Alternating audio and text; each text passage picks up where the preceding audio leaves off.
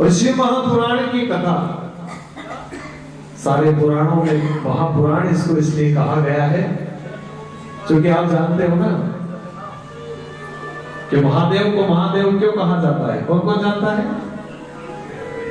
सारे देव देव है, लेकिन महादेव तो महादेव है, देव के देव महादेव। इसका कारण पता है आपको? शिव महापुराण को एक हम पुराण नहीं मानते हैं, शिव महापुराण को हम कथा नहीं मानते हैं। शिव महापुराण एक तरह से गंगा है। क्या है? गंगा। एक गंगा का नाम सुना होगा आपने, हरिद्वार में बहती है, वाराणसी में बहती है, लेकिन ये गंगा है ना, जहां पर भोलेनाथ की कृपा होती है, साक्षात चल करके आती है और आपके नगर में बहने लग जाती है। बोलो अच्छा, उस गंगा में नहाने से आदमी डूबेगा तो मर जाएगा। उस गंगा में नहाने से यदि आदमी डूबेगा तो मर जाएगा, लेकिन मेरे शिव महापुराण रूपी गंगा में जो नहाएगा वो डूबेगा, मरेगा नहीं, वो तर जाएगा। बोलो हर हर।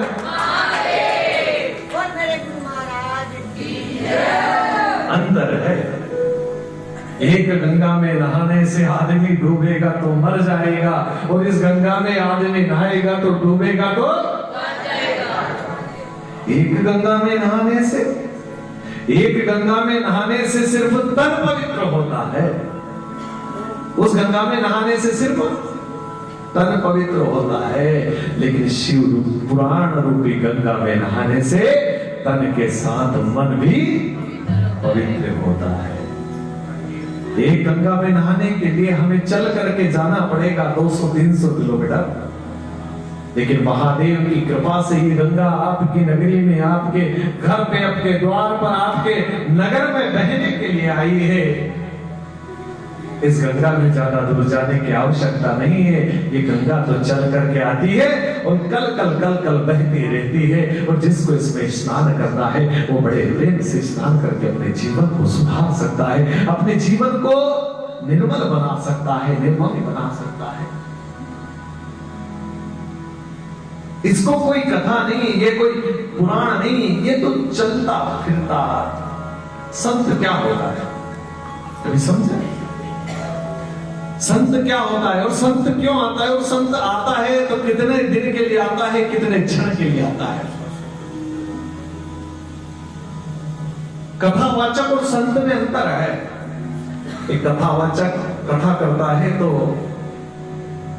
वो सिर्फ कथा रहता है, उसका एक कथा व्यास कहा जाता है, लेकिन जब संत कथा करता है तो वो कोई शास्त्रों से नहीं, वो जो मन से, आत्मा से, जो उसको सदगुरु की कृपा से, जो परमात्मा की कृपा से जो शब्द अंदर से उत्पन्न होते हैं, वही शब्दों को आपको परोसता है, और वो शब्द जब आपके मन में जाते हैं, आपके आत्मा में जाते हैं, तो आपके जीवन का उद्धार कर देते हैं।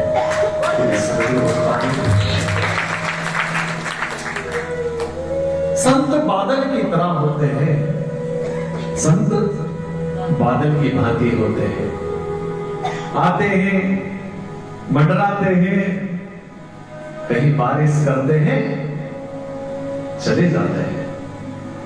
अब इस बारिश में जिनको नहाना है, इस बारिश में जिनको अपने आप को शुद्ध करना है, इस बारिश में जिनको अपना कल्याण करना है, वो कल्याण कर सकता है। और बादल का काम है बरसना, और बरस कर चले जाना। संतों ने कहा है ना,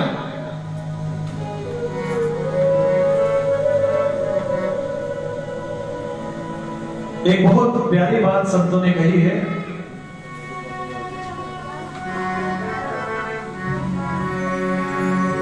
अरे बरस रही है राम रस बदरी। डकवाली मंडी बहुत बड़ी है, यहां पर कई लोग रहते हैं, लेकिन ये जो बदरी बरस रही है, जो बादल बरस रहा है, बरस रही है राम रस बदरी, लूटन वाले लूट रहे हैं।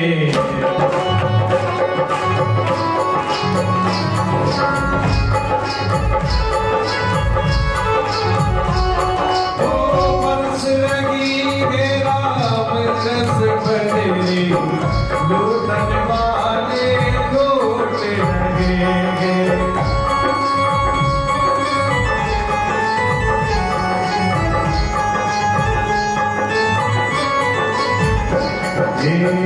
पाते हैं जो गुरु के बंदे, पाते हैं जो हरि के बंदे, छूटन वाले छूट रहे हैं। पाते हैं जो हरि के बंदे, छूटन वाले छूट रहे हैं।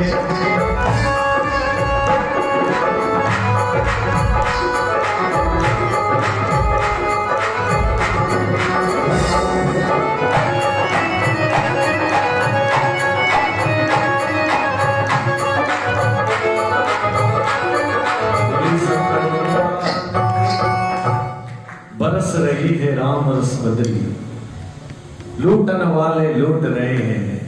पाते हैं वो हरि के बंदे और छूटन वाले छूट रहे हैं। हरि को पाना हर किसी के बस की बात नहीं है। प्रभु की कीर्तन को पाना हर किसी के बस की बात नहीं है। अच्छा, रामचरितमानस कौन कौन पढ़ता है? हाथ खड़े करेंगे। कितने लोग पढ़ते हैं? पुरुष लोग नहीं पढ़ते हो? पढ़ते हो। एक बात बताएंगे, रामचरितमानस की पहली चौपाई कौन सी है? किसी को पता है? नहीं। क्यों? पहली चौपाई कौन सी है? हम रामायण पढ़ते हैं, हम सदगुरु भगवान गुरु गोविंद साहब का पाठ भी करते हैं, लेकिन हम खुद उस पर चिंतन नहीं करते। हम किसी को लाते हैं कि पढ़ दे, तुझे हम 2-4 हजार रुपए दे देंगे तो पाठ करके चला जा। अब ये बताइए, तुमने यदि दौलत से पाठ करवाया तो तुम्हारे काम आया? नहीं।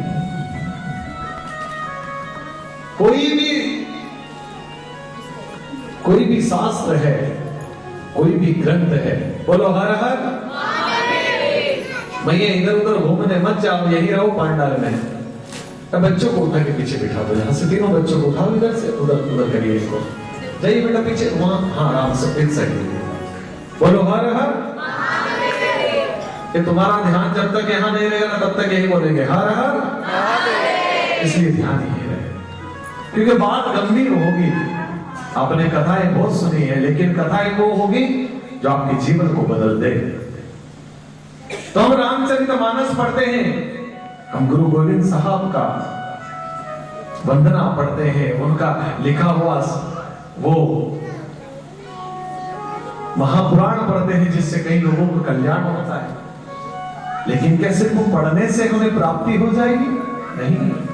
पढ़ने के साथ साथ उसमें जो एक चौपाई लिखी है, एक शब्द लिखा है, उन शब्दों पर हमें गौर करके उन शब्दों को हमारे अंदर उतारना होगा, तब जाकर के हमारा कल्याण हो पाएगा।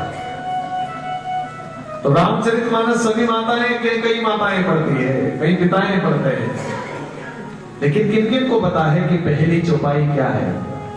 हम पढ़ते तो हैं, आगे पाठ और पीछे सपाट, मतलब पढ़ा तो है लेकिन कुछ नहीं पढ़ा, भक्ति करी तो है लेकिन कुछ नहीं करी, किसी काम की नहीं करी। और आजकल अधिकतर लोग ऐसे ही आते हैं जिनको खुद को परमात्मा की प्राप्ति नहीं होती है, जिनको खुद को सदगुरु की प्राप्ति नहीं हो सकती, जो खुद उस नैया को, अपनी नैया को पार नहीं लगा सकता, वो भला दूसरों की नैया पार का लगाएगा। इसलिए आपको यदि नाव में बैठना है तो ऐसे केवट से मिलना पड़ेगा जो केवट सार्थक हो कि हमें उस पार उतार सकता हो। रामचरितमानस की पहली चौपाई, बंदे गुरु पद पदम परागा सुरुचि सुवास सरस अनुरागा। सबसे पहले किसी भी पुराण में जाने से पहले, किसी भी ग्रंथ को पढ़ने से पहले हमें सद्गुरु की वंदना करना चाहिए। आज हम वही कथा में लेकर के चल रहे हैं जो कल की कथा हमारी जहां पर थी। किसकी कथा चल रही थी माताओं? बिंदु। पत्नी का नाम क्या था? तुम मत बोलना, पीछे वाले बताएंगे। हाँ, चंचुला नाम था और पति का नाम था। और जिनको याद नहीं रहे वो याद रख लेना बंधु। सरलता से याद रहेगा, याद रखने के उपाय है।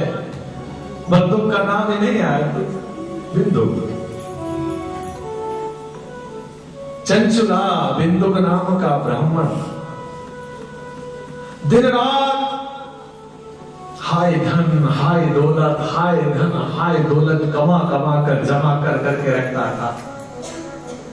और जब आदमी जितना दौलत आता है, जितना धन आता है, तो उतना उसका लालच बढ़ता जाता है। जितना डूबेगा उतना डूबता जाएगा, डूबता जाएगा, डूबता जाएगा। आज चंचुला और बिंदु दोनों आराम से रहते थे, लेकिन बिंदु का आचरण ऐसा था कि वो धन कमाता तो, लेकिन वो ईमान का धन नहीं था। धन कमाता तो था, लेकिन वो सच्चा धन नहीं था। वो धन कमाता तो था, लेकिन वो धन नेक नहीं था। वो धन शुद्ध नहीं था। और वो शुद्ध इसलिए नहीं था कि जितना धन लाता था उतना धन पत्नी को देता था। वो पत्नी उसमें से कभी दान धर्म नहीं करती थी, वो ला करके अपनी तिजोरी में रख देती थी। कभी दान धर्म नहीं किया, तिजोरी भरती गई, भरती गई। अब धन इकट्ठा कर लिया, लेकिन योग संयोग की बात देखिए कि उस चंचुला को और बिंदुक नाम के ब्राह्मण को संतान नहीं थी। तो कहने का अर्थ है कि जो चीज हमारी है ही नहीं, जो शरीर हमारा है ही नहीं, जो धन हमारा है ही नहीं, जो मकान हमारा है नहीं, फिर हम उस पर विश्वास क्यों करते हैं? उससे हम इतना अधिक प्रेम क्यों करते हैं? आज भगवान भोलेनाथ की कृपा से वो अनजान है, परमात्मा की भक्ति क्या होती है वो अनजान है। जाना नहीं कि परमात्मा की भक्ति क्या होती। क्यों? क्योंकि पति पाप की कमाई लाता था, पति चोरी की कमाई लाता था, और वो चोरी की कमाई अपने घर में अवेर के रख देती थी। आदमी जितनी चोरी करता गया, बिंदु नाम का ब्राह्मण और लालच बढ़ता गया, लालच बढ़ता गया, बढ़ता गया। बहुत सारा धन जब इकट्ठा हो गया, एक दिन फिर से चोरी करने वही बिंदु नाम का ब्राह्मण गया। और चोरी करने गया तो कोई नदी ज्यादा तेज रफ्तार में थी। उसने सोचा कि मैं इसको पार कर लूंगा, लेकिन वो अभिमान में था, अहंकार में था।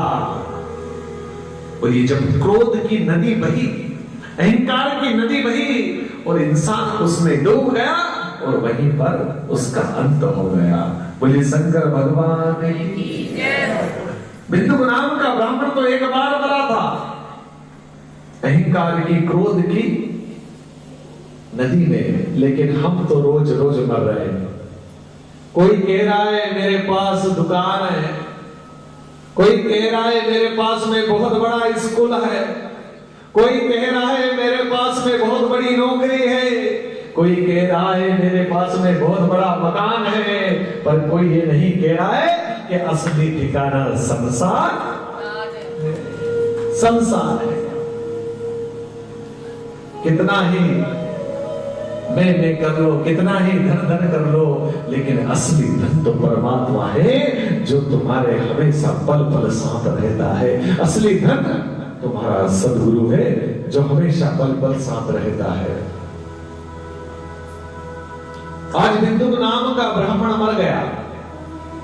मर गया तो पत्नी हो गई अकेली। कैसी हो गई? अकेली, कोई नहीं, बच्चा नहीं था। अब बताइए, धन बहुत भरा है, उस धन का क्या उपयोग जहां पर अच्छे इंसान ना रहते हो? उस धन का क्या उपयोग जहां पर कोई उपयोग करने वाला ना हो? आज चंचला के मन में विचार आया कि बगल में मेला लग रहा है, बगल में मेला लग रहा है, मैं जाऊं कहीं घूम के आऊं। मैं परेशान हो गई, मैं एक जगह तो कुछ सामान खरीद के लाऊंगी, यही सोच करके चंचला घर से निकली। पुत्र थे नहीं, पुत्री थी नहीं। तो मेरा भी आपसे एक बात कहना है, इस बात को ध्यान रखिए। पूत सपूत तो का धन संचय, पूत सपूत तो का धन संचय, और पूत कपूत तो का धन संचय। यदि पुत्र अच्छा है, पुत्र संस्कारी है, कुमाऊं पुत्र है, तो कहीं से भी कमा करके जीवन व्यापन कर लेगा, क्योंकि पुत्र अच्छा होगा तो कहीं से भी कर लेगा। और आपके घर पुत्र हुआ, आपने धन बहुत जोड़ लिया और वो धन रखा, और पुत्र कमाओ पुत्र नहीं है, पुत्र निकल गया। भाई बिंदु नाम का ब्राह्मण भी क्यों बर्बाद हुआ? क्यों भगवान रुष्ट हो गए उससे? क्योंकि उसने कभी परमात्मा का नाम नहीं लिया। उसने निरंतर मदिरा पान करना, चोरियां करना, डाका डालना, ये सब सारे। अब जब मर गया तो पत्नी के सपने में आ रहा है। क्यों आ रहा है? क्योंकि वो जल में डूब कर मरा था ना।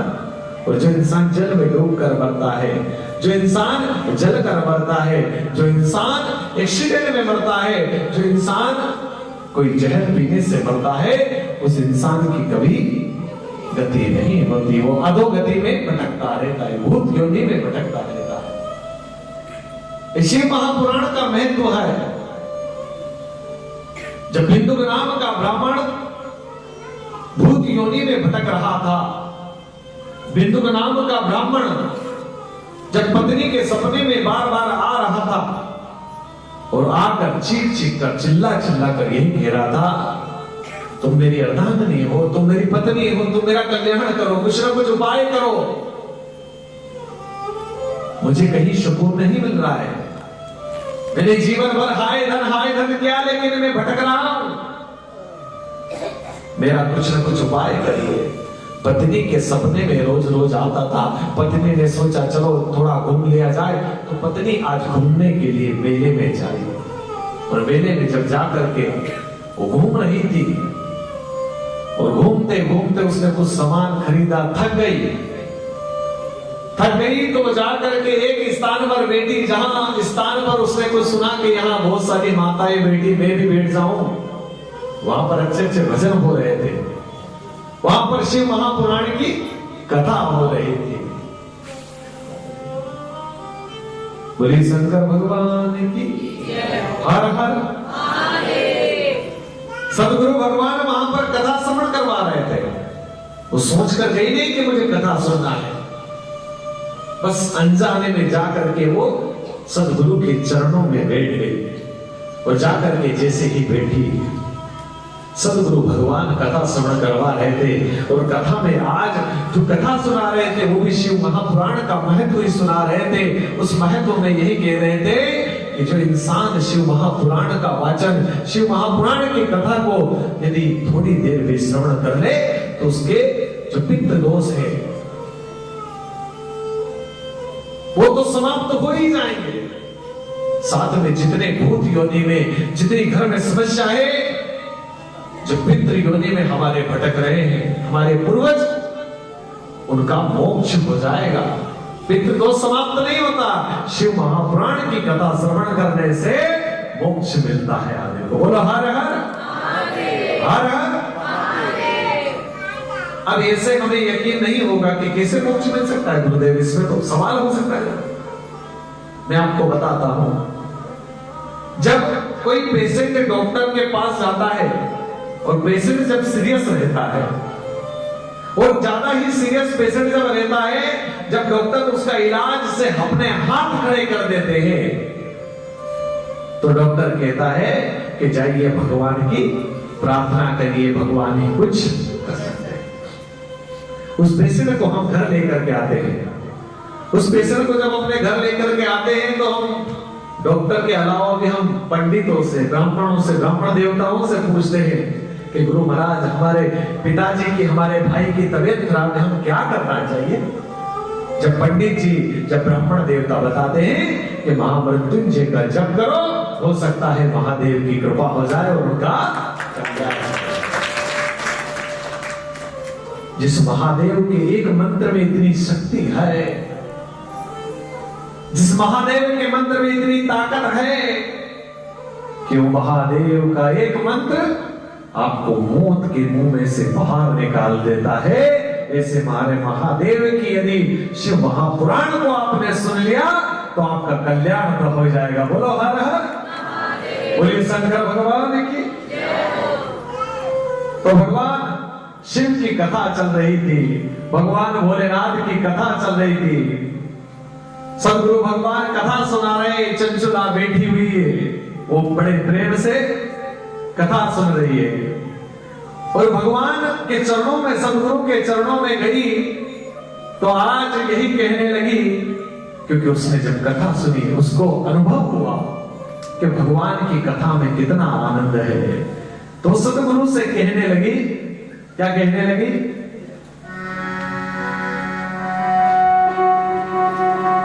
लागी लगन मत तोड़ना,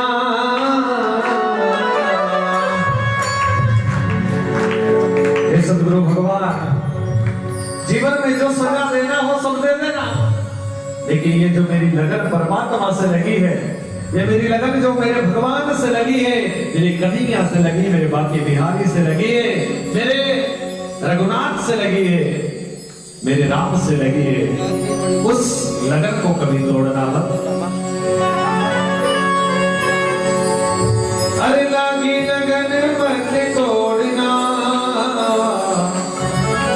जिनकी लगन परमात्मा से लगी है तो बेटे बेटे लगन नहीं लगती।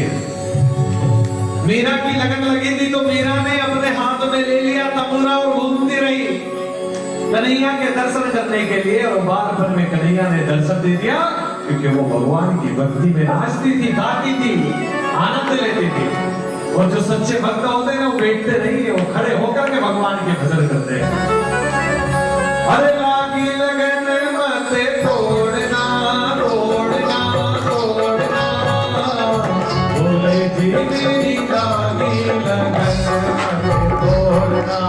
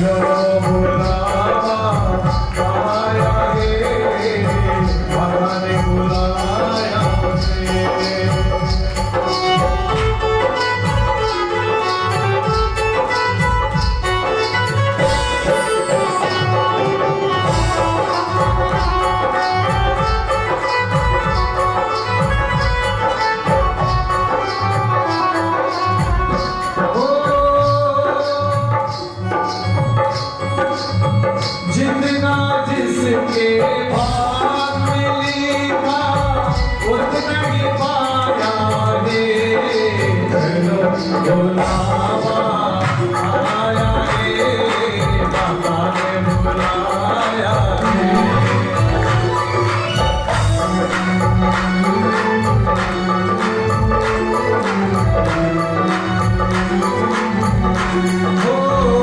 ऊंचे पर्वत पर रानी माँ ने दरबार लगाया रे, चलो बुलावा आया रे, माता ने बुलाया रे। प्रेम से बोलो, आपकी आवाज आना चाहिए, प्रेम से बोलो, सारे बोलो, हाँ मैं नहीं सुनेगा, ये सारे बोलो, ये प्रेम से बोलो। वो पीछे वाले की आवाज नहीं आ रही है।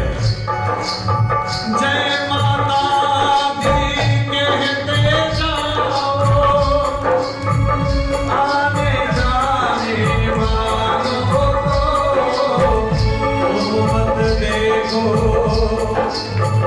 अपने पाँव के जानो। आया रे, माता ने बुलाया रे।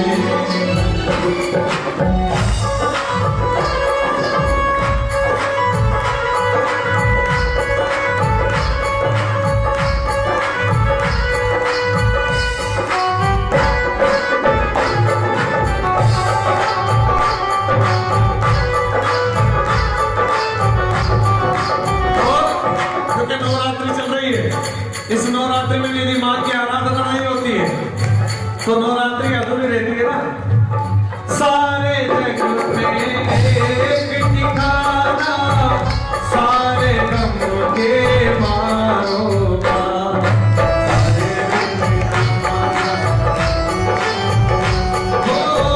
सारे जग में एक ठिकाना, सारे गम के मारों का, सारे रास्ता देख रही है मैया, अपनी आँख के तारों का रास्ता देख रही है मैया।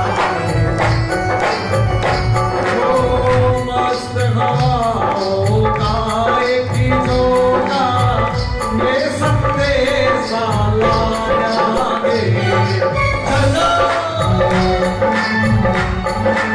अब ऐसे नहीं जा सकते, लेकिन सम्मान को वैष्णो देवी के दरबार में लेके जाइए।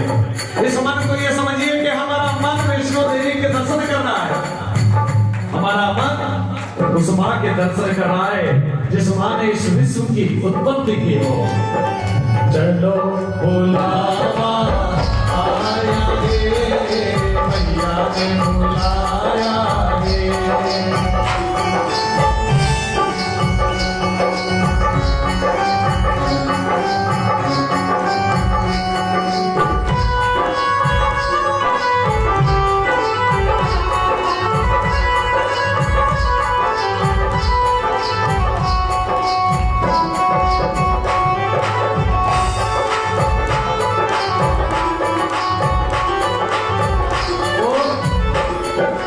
चंचला बेटी है, जीवन में कितना ही कष्ट हो, कितना ही दर्द हो, लेकिन जब दर्दों का अंत अगर होना है तो सच्चे सदगुरु का शरण मिल जाए तो समझ लेना आपके दर्द का अंत होने वाला है। आज चंचला बेटी है, उसको पता नहीं कि सदगुरु के दरबार में क्या हो रहा है, लेकिन जो आनंद मिल रहा है, चंचला कह रही है, लागी लगन मत तोड़ना तोड़ना, लागी लगन मत तोड़ना, गुरु जी मेरी बारी। आप लोग भी गाइए, लागी लगन मत तोड़ना, लागी लगन मत, गुरु जी मेरी लागी लगन मत तोड़ना।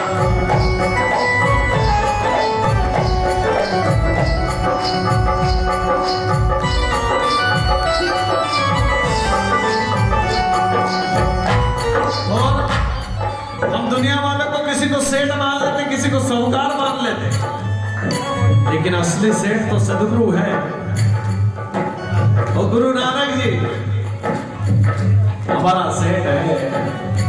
बाबा महादेव बाके बिहारी हमारे सच्चे सेठ है। ये दुनिया वाले सेठ तो कहीं आए और कहीं चले जाएंगे। कहीं राजाओं के महाराजाओं के महलों में जाकर देखो जाले पड़े हैं। इसलिए तू ही मेरा सेठ गे, तू ही सरदार है।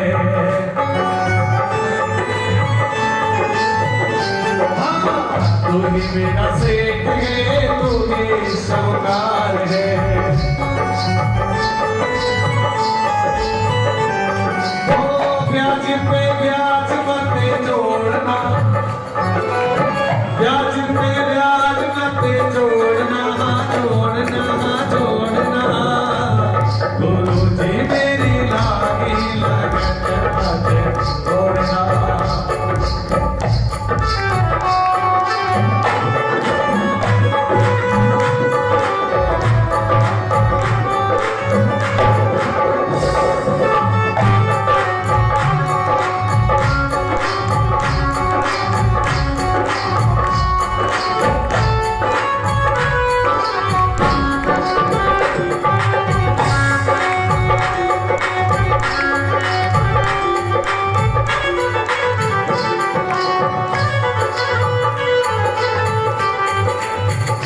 और जब अपने सदगुरु से कह रही थी कि लागी लगन मत तोड़ना, चंचला की आंखों में आंसू आ रहे। रोते रोते अपने सदगुरु से प्रार्थना कर रही थी, प्रभु सदगुरु भगवान मुझसे अनजाने में मुझसे भूल करके गलती हो गई। मेरे आज तक कोई सदगुरु मेरे जीवन में नहीं मिला। बोली सदगुरु भगवान की जय। आज अपने सदगुरु के सामने बैठ करके सारे लोग कथा सुन सुनकर चले गए। चंचुला अकेली बैठी हुई है और अकेली बैठ करके यही कह रही है चंचुला कि गुरु महाराज मुझ पर कृपा करिए, सदगुरु मुझ पर कृपा करिए, क्योंकि बिना गुरु के कभी हमारा मोक्ष नहीं हो सकता है। बिना गुरु के हमारा कभी कल्याण नहीं हो सकता है। आज हर हर महादेव। देखो पीछे देखने में तुम्हारा उद्धार होने वाला नहीं है मैया। महादेव की तरफ देखो, सबका कल्याण होगा। इस दुनिया में तो सभी का चेहरा हमें देख देख कर थक गए। किसी ने आज तक हमारा कल्याण नहीं किया। यदि कल्याण करना है तो हमें किसको देखना पड़ेगा? महादेव की सूरत को देखना पड़ेगा, महादेव की मूर्त को देखना पड़ेगा, उस कन्हैया की सूरत को देखना पड़ेगा। हाँ बिठा लो, तुम्हारे सहेली को बिठा लो, बात करने में सहूलियत रहेगी। हाँ बिठा लो, बिठा लो, बोलो हर हर महादेव। बैठ जाओ मां, इनको चेक नहीं पड़ेगा, तुम्हारी तरफ बार बार देखेगी। बोलो हर हर। बड़ी मुश्किल में तो बेचारी सहेलियां मिलती है, और सहेलियां मिलती है तो सत्संग में ही मिलती है। सारी सहेली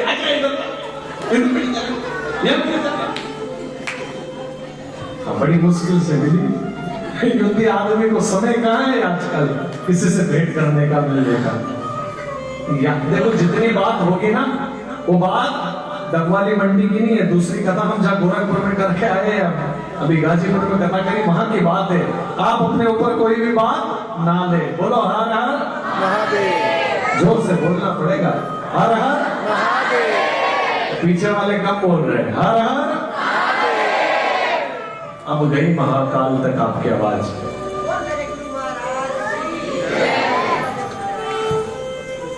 अच्छा पता है जब भगवान की भक्ति होती ना, सारी चीज वहीं याद आ जाती है। बच्चे बच्चे भी यही खिलाना, बच्चे बच्चे घर नहीं खिलाते, यही खिलाएंगे।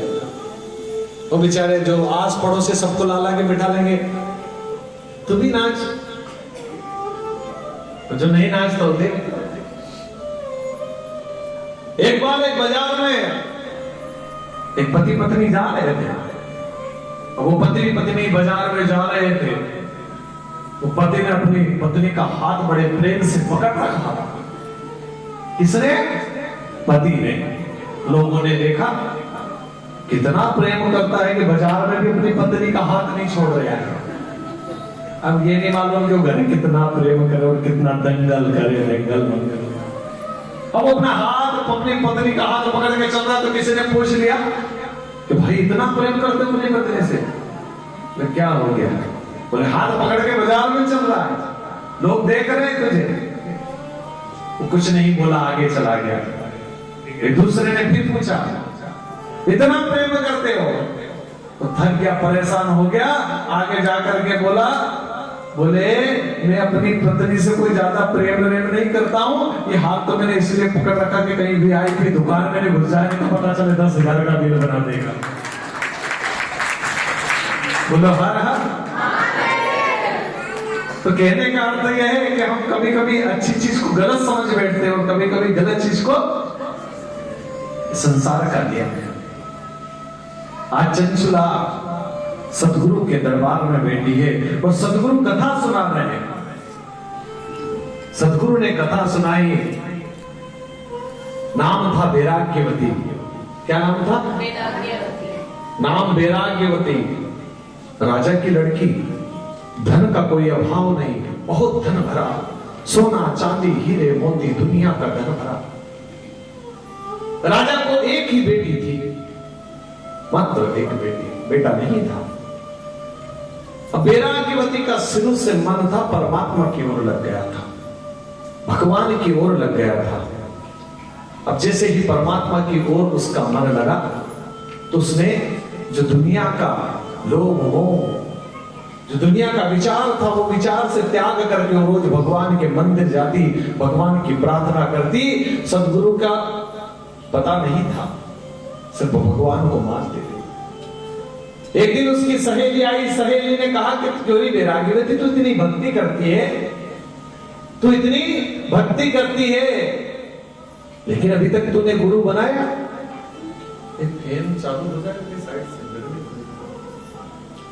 साइड देखो तो दीपक नहीं भूलना चाहिए, दीपक इधर होते। बोलो शंकर भगवान की।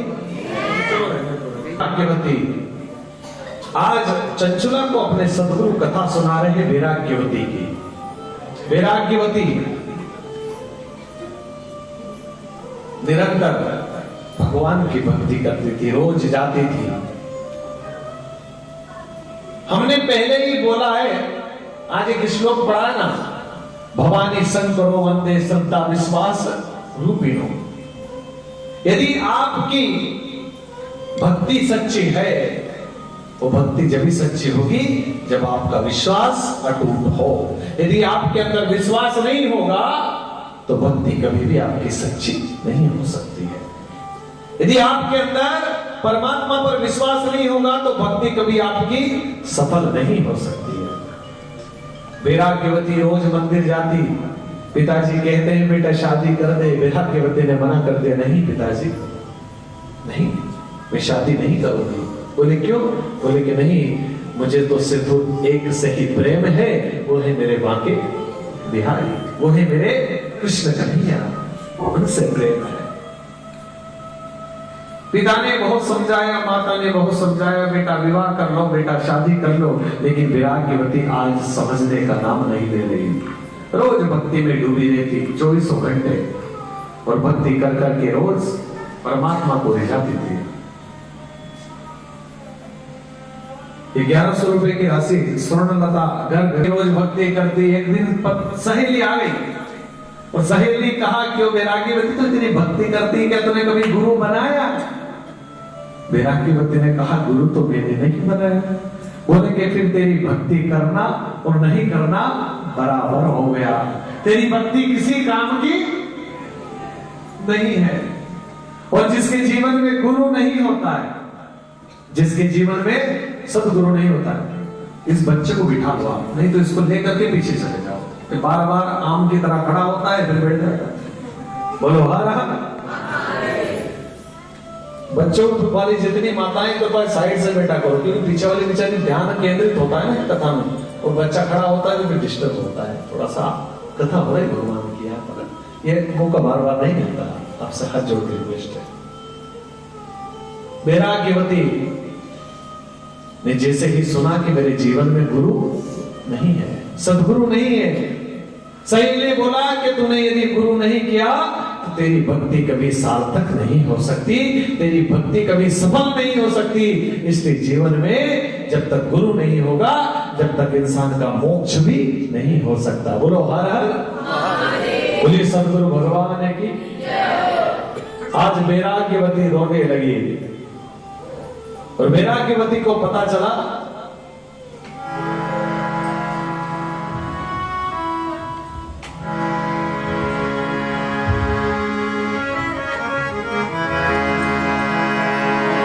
आग लगी आसमान में,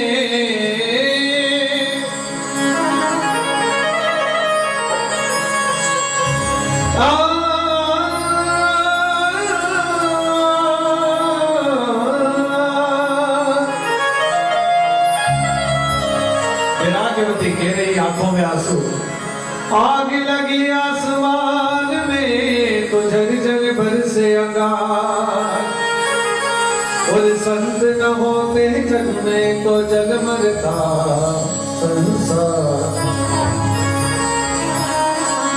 जैसे मंदिर दीपक बिन सुना, जैसे मंदिर दीपक बिन सुना, नहीं बस तो का डेरा, गुरु बिन घोर अंधेरा।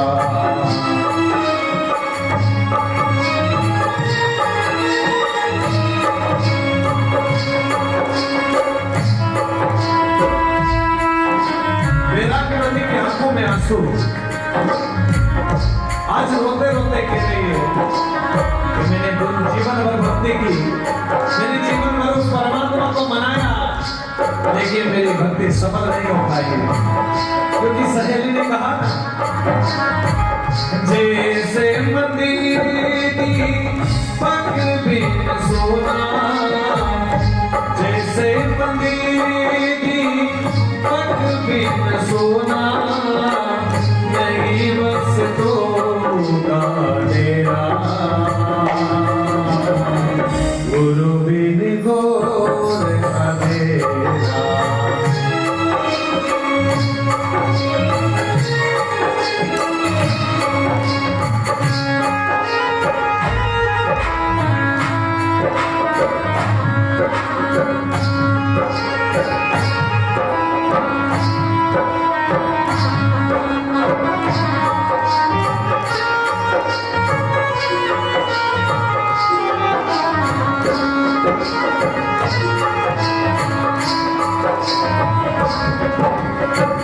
जिस तरह से दीपक के बिना मंदिर सुना रहता है, उसी प्रकार से यदि मनुष्य के जीवन में सदगुरु नहीं मिलेगा तो उसका जीवन भी अंधियारा में, अंधकार में, अंधकार में।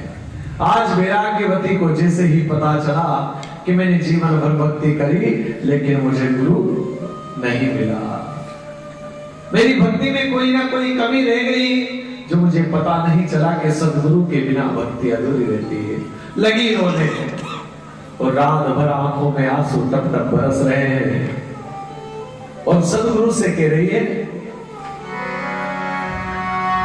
गुरु जी में तो एक निरंजन ध्यान, मुझे कुछ नहीं चाहिए सदगुरु, मुझे सिर्फ वो चाहिए, आप यदि मिल जाएंगे तो मेरा जीवन सफल हो जाएगा। एक निरंजन ध्याऊं, एक निरंजन ध्याऊं, गुरु जी में तो एक निरंजन ध्याऊं।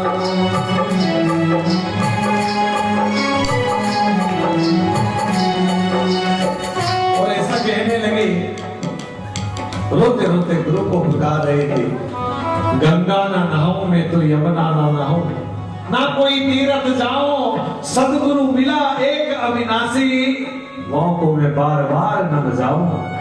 सदगुरु गिरी गए, मुझे और कहीं जाने की आवश्यकता है। रो रही थी, कह रही थी, अपने सदगुरु को पुकार रही थी। गुरु जी में तो एक निरंतर ध्यान,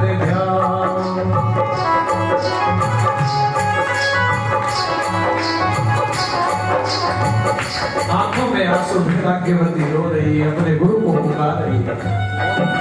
लेकिन बड़ी बात यह है कि कहां गुरु आने वाला है, कहां गुरु मिलने वाला है, किसको गुरु बनाए, कौन ऐसा सच्चा सदगुरु है जिसको हम अपना बनाए, जिस पर विश्वास कर ले। क्योंकि कलयुग में तो हम देखते आ रहे हैं, जिस गुरु पे भरोसा कर रहे हैं वही गुरु कहीं न कहीं जाकर के हमें धोखा मिलेगा। कई गुरुओं को हम नाम सुन रहे हैं, कई गुरु सोशल मीडिया पर आ रहे हैं, और कई गुरु जेलों की सलाखों के पीछे थी। ये कारण क्या है? जब गुरु अपने आप को भगवान समझने लगता है, समझ लेना उस इंसान का विनाश शुरू हो जाता है। क्योंकि भगवान भगवान है और गुरु गुरु है, अंतर है। लेकिन जिस इंसान ने अपने आप को भगवान साबित करने में कोशिश करी, उसको भगवान ने बख्शा नहीं है। भगवान से बढ़कर कोई नहीं हो सकता। अब बड़े अच्छी बात यह है कि वैराग्यवती अपने गुरु को पुकार रही थी। अब गुरु को जैसे ही पुकारा, घर के पीछे चोर चोरी कर रहा था। अब वो रो रही थी, वो पुकार रही थी, मुझे गुरु मिल जाए, मुझे गुरु मिल जाए। चोर चोरी करने आया। अब चोर की दाढ़ी बड़ी बड़ी थी, चोर के बाल भी बड़े बड़े थे। उसने, ये कौन बात कर रहा है? उस चोर ने सोचा कि वैराग्यवती को गुरु की आवश्यकता है, वैराग्यवती को गुरु की आवश्यकता है। इसी चोर ने अपना सामान अमान खोदने का, जो चोरी करने का था, फेंका, और सुबह अच्छा नहाया धोया, भगवे कपड़े लाया और त्रिकुंड लगाया। बाल बड़े बड़े थे ही, दाढ़ी बड़ी बड़ी थी। सुबह वैराग्यवती के द्वार पर आकर कहने लगा, अलख निरंजन। वैराग्यवती ने सोचा, मैं रात को परमात्मा से प्रार्थना कर रही थी, मुझे गुरु चाहिए, मुझे गुरु चाहिए। मेरे सदगुरु ने कृपा कर दी कि मेरे द्वार पर सदगुरु आ गए। बोलो हर हर। वैराग्यवती कहां जानती थी, वैराग्यवती कहां समझती थी कि चोर है।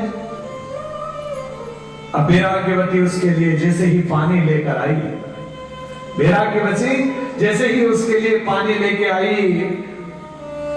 उस गुरु के लिए गुरु ने मना कर दिया, मुझे पानी नहीं पीना। बोले क्यों गुरुदेव, आप जल क्यों नहीं ले रहे हो?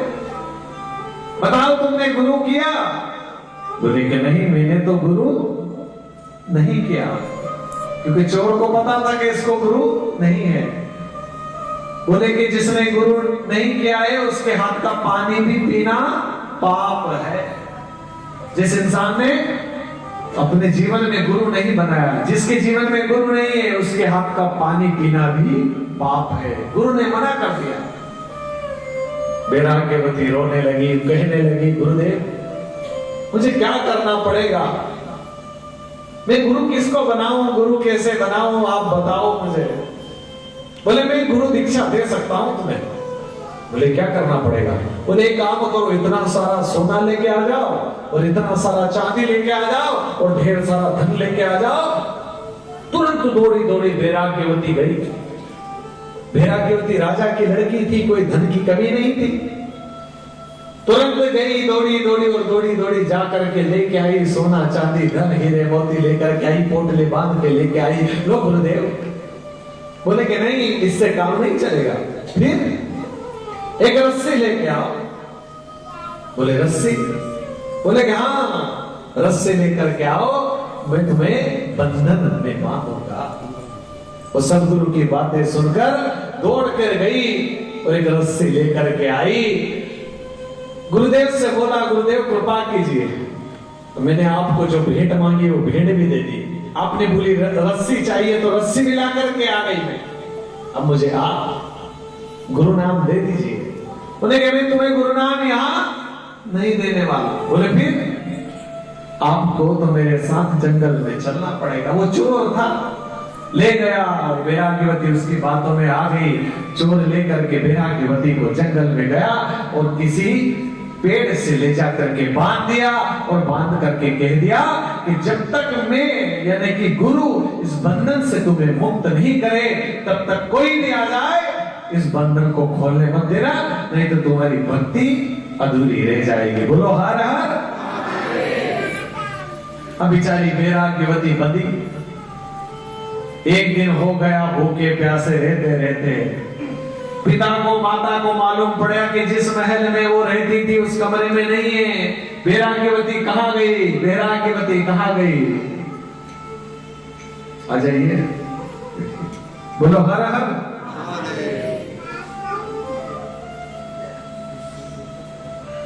हर हर। सब लोग इधर ध्यान से देखो। अब वैराग्यवती भूखे प्यासे मरने लगे, माता पिता ढूंढने लगे, सैनिकों को भेजा कि जाकर देख के आओ वैराग्यवती कहाँ है, वैराग्यवती कहाँ है। ढूंढने के लिए गए, जाने के लिए गए, लेकिन वैराग्यवती तो कहाँ मिलने वाली थी। 2-3 दिनों तक ढूंढा, सैनिकों को नहीं मिला। पिता खुद आए और पिता जंगल जंगल अपनी बेटी को ढूंढने लगे।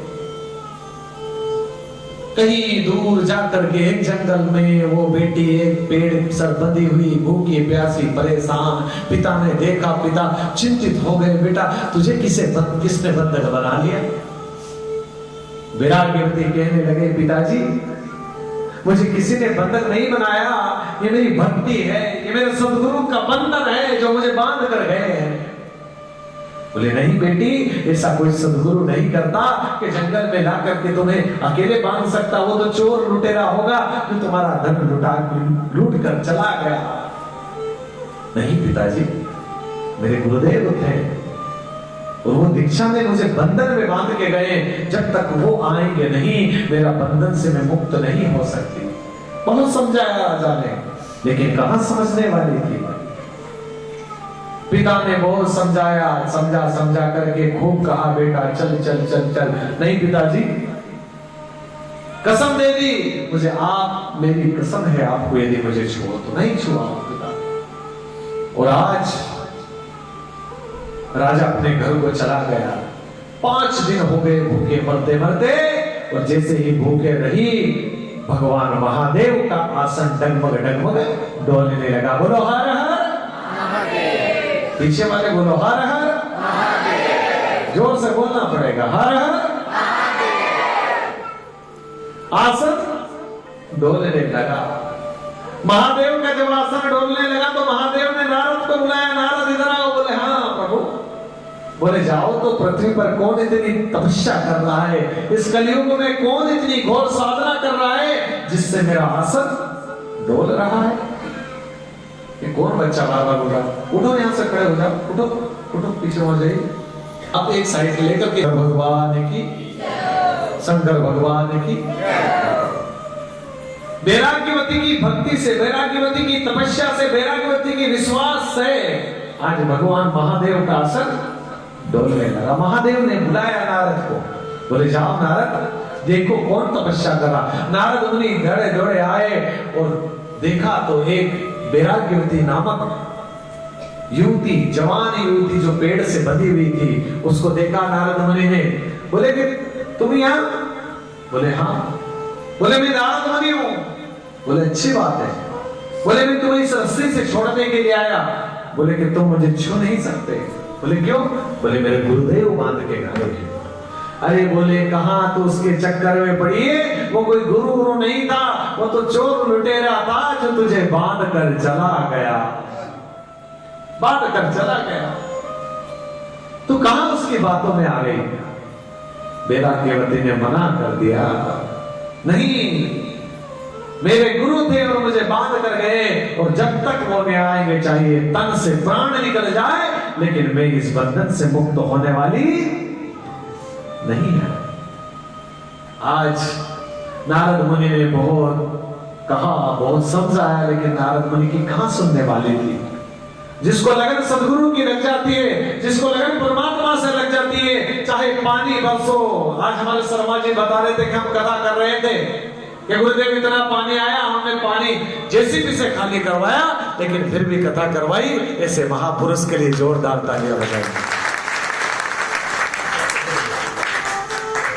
ये भक्ति है ना, चाहे बादल गरजो बरसो कुछ भी हो, एक तरफ लाश रहती है और एक तरफ परमात्मा की भक्ति रहती है। उस लाश को छोड़ करके परमात्मा ने जिसको चुना, परमात्मा उसी को साथ देता है। वैराग्यवती ने मना कर दिया, चले जाओ नारद मुनि, मुझे तुम छू नहीं सकते, मेरे बंधन से तुम मुक्त नहीं कर सकते। नारद मुनि समझा करके चले गए, महादेव के पास गए। महादेव जी वो तो ये बोल रही है कि जब तक कि मेरा गुरु नहीं आएगा तब तक मैं बंधन से मुक्त नहीं हो सकती। महादेव दूसरा दिन हुआ, फिर महादेव जी का आसन डोलने लगा। बच्चे को बिठा बोलो हर हर हर हर। आवाज नहीं आती, मैं 3 घंटा बोलता हूं, आप 3 सेकंड नहीं बोल सकते। बोलो हर हर।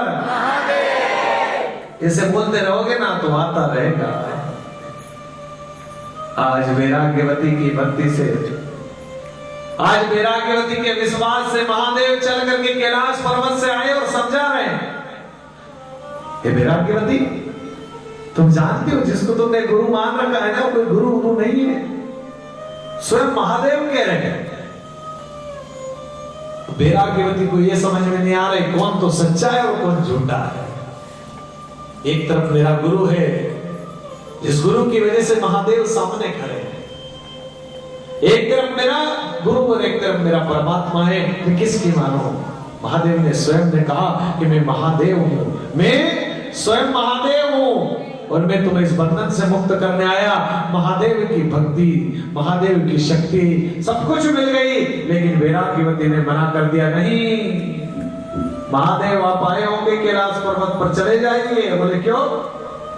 जब तक मेरे गुरु नहीं आएंगे तब तक मैं बंधन से मुक्त होने वाली नहीं हूं। अब नारद मुनि साथ में थे। नारद मुनि से महादेव ने कहा, जाओ इनके गुरुजी को ढूंढ के लाओ, कहीं न कहीं चोरी करते होंगे, चोरी करते होंगे। गए नारद मुनि तो सही में भी वो तो चोर था, और जिसका जो स्वभाव हो जाता वो छूटता नहीं है। वो चोरी कर रहा था, रात की 12-1 बज रहे और चोरी करने खोद रहा था, तोड़ रहा था। और नारद मुनि गए, नारद मुनि ने जाकर के कहा, नारायण नारायण। चमक गए चोर, बोले आप? बोले कि हाँ गुरुदेव, तुम्हारी चोरी वोरी हो गए हो तो अपने शिष्य को भी मुक्त कर दो। बोले कौन सा शिष्य? बोले कि तुमने वैराग्यवती नाम की लड़की से सोने चांदी हीरे मोती लूट करके तुम लेकर के आए हो, और उसको जो बंधन में बांध दिया है उसको मुक्त कर दो। चोर को पकड़ के नारद मुनि लेकर आए, और नारद मुनि ने चोर को खड़ा कर दिया। आज वैराग्यवती बनी हुई है, महादेव सामने खड़े हैं, नारद मुनि सामने खड़े हैं। वो चोर, जिस चोर ने वैराग्यवती को लूट के ले गया था और पेड़ से बांध दिया था, वो चोर भी सामने खड़ा है, सबके सब सामने खड़े हैं। उस चोर ने, उस गुरु ने वैराग्यवती को बंधन छोड़ा, वो रस्सी छोड़ी। महादेव ने पूछा, वैराग्यवती तुम देख रहे हो इसकी शकल गुरु लग रहा है? बोले हाँ प्रभु, मुझे तो गुरु ही लग रहा है। बोले देख चोर है, चोर, कहां तिलक, कहां भगवा, कहां कुछ नहीं। चोर देख अभी चोरी करके ला रहा है, चोरी कर रहा था, इसके सामान देख ले, इसके पास चोरी वाला सामान है। कहां ये भक्ति वाली बात कर रही? बोले महादेव नहीं। आज वैराग्यवती ने इतनी सुंदर बात कही कि गुरु गोविंद दोनों खड़े। महादेव से कहने लगी कि महादेव जी, भगवान भोलेनाथ जी, चाहे ओ मैया अच्छे देखो इधर कल्याण तो इधर ही हो, देखने सब दुनिया की तरफ तो हम देखते आ रहे हैं। वैराग्यवती ने कहा कि महादेव जी आप कह रहे हो ये चोर चोर चोर कितनी बार कहोगे, मैं सुन चुकी हूं। लेकिन आपकी निगाह में चोर हो सकते हैं, मेरी निगाह में चोर नहीं। अरे आप इनको चोर की निगाह से देख रहे हो, लेकिन मेरे अंदर विश्वास है, अगर ये आपकी निगाह में चोर हो सकते हैं, लेकिन मेरी निगाह में सच्चे सदगुरु है। यदि ये चोर बन करके मुझे लूटने के लिए रस्सी से बांध कर, बंधन में बांध कर नहीं आप जाते, तो महादेव आपके दर्शन नहीं हो पाते। बोलो हर हर। विराग्यवती ने कहा कि गुरु गोविंद दोनों खड़े कांके लागू, और बलहारी गुरु चोर की सही, लेकिन भोले दिया बताए। चाहे गुरु चोर हुआ, चाहे गुरु लुटेरा हुआ, लेकिन गुरु तो गुरु होता है। इसलिए ध्यान रहे कि जीवन में जिसको एक बार गुरु बना लिया, जीवन में जिसको एक बार अपना सदगुरु मान लिया, चाहे वो डाकू हो, लुटेरा हो, चोर हो, उसको सच्चे विश्वास से गुरु मानते रहना चाहिए। ये दुनिया का काम है कहना, दुनिया का काम है आग लगाना। बोलो हर हर। चंचुला को जब ये गुरु ने कथा सुनाई,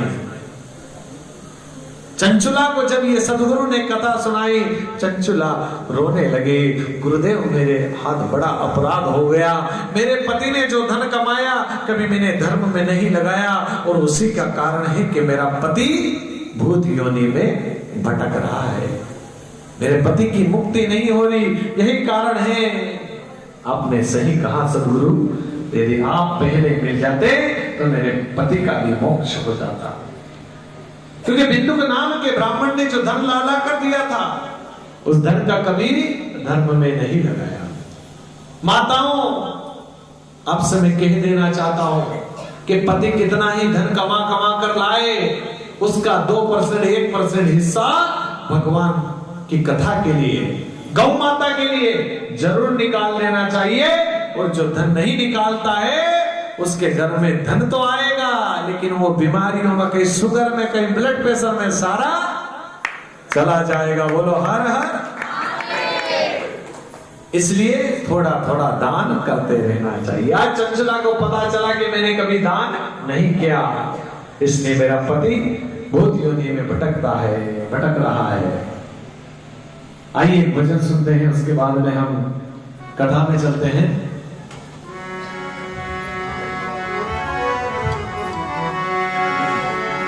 जिस मकान को तुम अपना मकान समझ रहे हो, जिस घर को तुम अपना घर समझ रहे हो, वो क्या है पता है?